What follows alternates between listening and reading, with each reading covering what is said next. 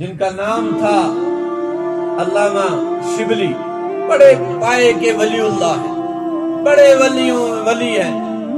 فرماتے ہیں تب تک ولی نہیں بنے ہوئے تھے۔ ایک بادشاہ کے گورنر تھے۔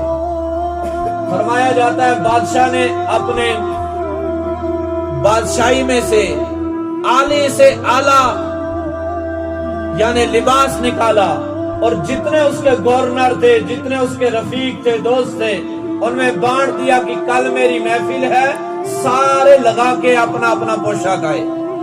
جب محفل سج گئی، سارے آئے، تو ایک وزیر آیا، اس کو چھینکیں شروع ہو گئی، پن گئی شروع۔ اور پن ایک ایسی چیز ہے، یہ انسان کے اختیار میں نہیں، انسان کے اختیار میں یہ کبھی بھی آ سکتی ہے، کہیں پر بھی آ سکتی ہے۔ فرمایا جب اس کو چھینکیں شروع ہو گئی، پن گو شروع، بادشاہ کا شرارت، میری مجلس کے اندر ایسی بھی ادبی۔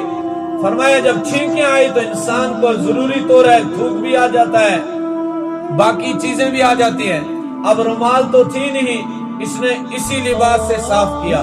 بادشاہ کو غصہ آ گیا، فرمایا میری دربار سے اسے نکال دے، میری دربار سے اس کو نکال دے۔ فرمایا جب نکالا گیا تو یہ علامہ شبلی کھڑے ہو گئے، کہا حضرت بادشاہ جی آپ مجھے بچاؤ، اس کا کیا قصور تھا، کس وجہ سے نکالا؟ چھینک تو انسان کے اختیار میں نہیں ہے، چھینک انسان کے اختیار میں نہیں ہے، آپ نے کیوں نکالا؟ کہا نہیں بے ادبی کی ہے، اس نے میرے لباس سے تھوک صاف کیا ہوا ہے۔ کہا اس کے اختیار میں نہیں تھا، رومال نہیں تھی، اب کیا کرتا؟ فرمایا نہیں آپ بے ادبی مت کرو، آپ کو بھی نکال دیا جائے گا۔ فرماتے ہیں اسی وقت پوشاک اتارا اور بادشاہ کے سامنے رکھ دیا۔